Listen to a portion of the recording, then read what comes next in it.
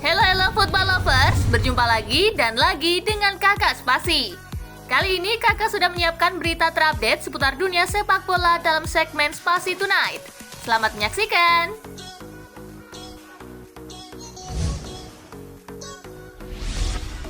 Hajar Brentford dengan pemain lapis kedua, Thomas Tuchel, sebut Chelsea brilian. Selesai pertandingan, Thomas Tuchel mengaku puas dengan penampilan yang ditampilkan anak asuhnya. Pelatih asal Jerman itu menyebut timnya sudah bermain dengan sangat baik. Menariknya, kemenangan tersebut didapat Chelsea dengan skuad yang tidak biasa. Tuchel menurunkan sejumlah pemain muda dan juga para pemain yang jarang bermain.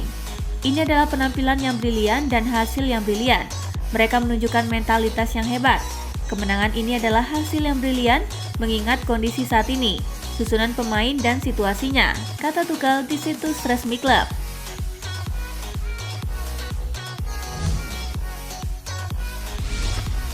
Mason Mount di bawah Thomas Tuchel, lebih berbahaya, lebih banyak gol. Mason Mount mengaku telah mengalami banyak perkembangan di bawah bimbingan Thomas Tuchel sekitar setahun terakhir.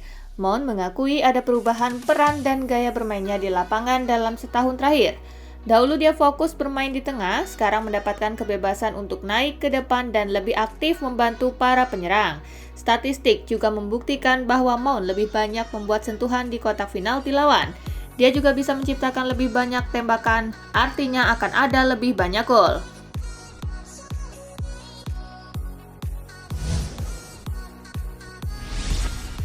Maaf Juventus, Mauro Icardi masih jadi pemain penting bagi PSG. Pada bursa transfer musim dingin 2022, Juventus rencananya bakal meminjam Icardi dengan opsi pembelian permanen. Meski ketertarikan dari Juventus terhadap Icardi begitu kuat, PSG tidak akan melepas pemain berusia 28 tahun tersebut. Pelatih Les Parisiens Mauricio Pochettino meyakini setiap tim membutuhkan striker seperti Icardi. Mauricio Pochettino menekankan bahwa Icardi merupakan pemain penting dalam skuad PSG sehingga menutup peluangnya untuk pergi pada Januari 2022. Saya selalu mengatakan bahwa semua pemain penting untuk memiliki keseimbangan dan hal itu adalah sesuatu yang Mauro berikan kepada PSG, ujar Pochettino.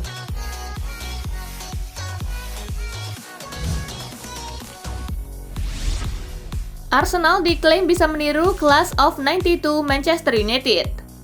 Arsenal sedang memetik banyak raihan positif dengan para pemain mudanya. Jika mampu dibina secara tepat, tim berjuluk The Gunners tersebut sangat mungkin mengulangi kesuksesan Class of 92 Manchester United. Class of 92 beranggotakan pemain-pemain muda Manchester United yang dipromosikan Sir Alex Ferguson pada tahun 1992. Mantan pemain Arsenal, Paul Merson, meyakini kesuksesan tersebut bisa diulang kembali di Emirates Stadium. Patino merupakan bukti terbaru soal kehebatan Akademi Hall End dalam memproduksi dan memberdayakan pemain muda.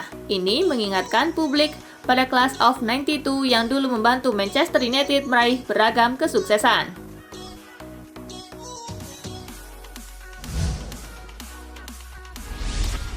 Saran Jurgen Klopp untuk jadwal semifinal Piala Liga Inggris. Laga semifinal akan berlangsung selama 2 leg, namun pertandingan tersebut dibayangi ancaman kenaikan kasus COVID-19 di Inggris. Masalah yang sama juga membuat sejumlah pertandingan Liga Inggris tertunda. Klopp menyarankan laga semifinal berlangsung 1 leg saja untuk menghindari penundaan pertandingan atau penularan COVID-19. Menurut saya akan lebih bagus kalau pertandingan semifinal hanya 1 leg, tetapi ya pendapat saya kan tidak penting. Hanya akan menjadi judul berita dan bukan jadi bahan pertimbangan pihak berwenang, kata Klopp dikutip dari Liverpool Echo.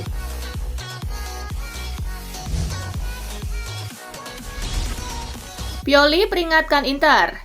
AC Milan menutup tahun dengan hasil positif sekaligus menjaga jarak dengan Inter Milan di pucuk. Pelatih Milan Stefano Pioli pun bicara soal kans juara. Kemenangan atas Empoli menjaga Milan di posisi 2, berjarak 4 poin dari Inter Milan yang jadi juara paruh musim. Tetapi Pioli tak berkecil hati. Toh musim lalu Milan polesannya jadi juara paruh musim, namun gagal merebut Scudetto. Kami memenangi titel juara musim dingin musim lalu, tetapi kami tak mendapatkan Scudetto. Jadi kesempatannya masih terbuka lebar, ungkap Pioli kepada Sky Sport Italia.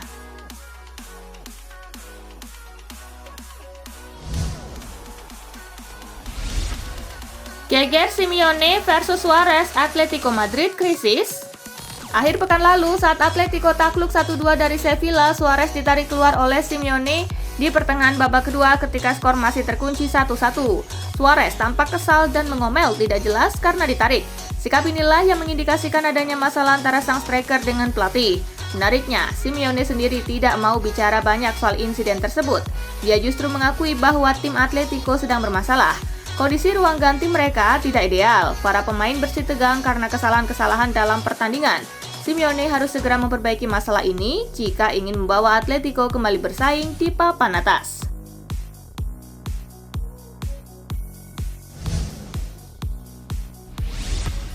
Chelsea versus Tottenham di Piala Liga Inggris, Conte ketemu mantan. Undian semifinal Piala Liga Inggris mempertemukan Chelsea dengan Tottenham Hotspur. Bagi Antonio Conte, pertandingan melawan Chelsea akan jadi laga reuni. Pria asal Italia itu pernah menangani Chelsea pada 2016 hingga 2018 dan membawa mereka juara Premier League musim 2016-2017.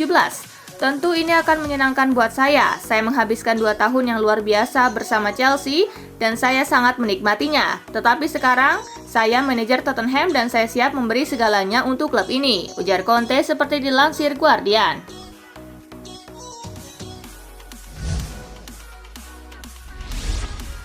Sinteyong fokus perbaiki kelemahan timnas sebelum leg kedua lawan Singapura. Timnas Indonesia ditahan oleh timnas Singapura di leg pertama semifinal Piala AFF 2020. Kini Sinteyong fokus untuk membenahi skuad Garuda. Singapura mampu lebih banyak menyerang di babak kedua. Intensitas permainan tim Merah Putih yang menurun mendapat sorotan dari Sinteyong. Evaluasi itu dilakukan Sinteyong untuk menatap pertandingan leg kedua. Indonesia akan mendapatkan suntikan tenaga baru di leg kedua nanti. Egy Maulana Fikri sudah bisa dimainkan oleh Sinteyong sebagai opsi tambahan di lini depan.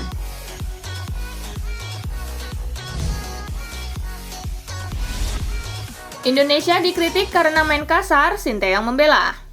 Timnas Indonesia menuai kritik karena dianggap bermain kasar di sepanjang Piala AFF 2020. Pelatih Sinteyong justru merasa Indonesia kurang agresif. Dilansir dari situs resmi Piala AFF, Indonesia tercatat melakukan 76 pelanggaran dengan mengkoleksi 10 kartu kuning dalam 5 pertandingan.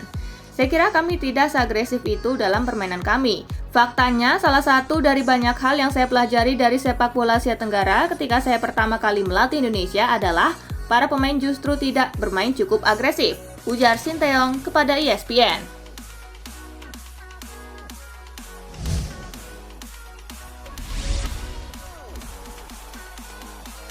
Nah, itulah berita sepak bola terupdate dalam segmen Spasi Tonight kali ini, gengs. Simak terus ya berita-berita menarik dan terupdate dari Kakak Spasi, tentunya di Spasi Football News dan Spasi Tonight. See you!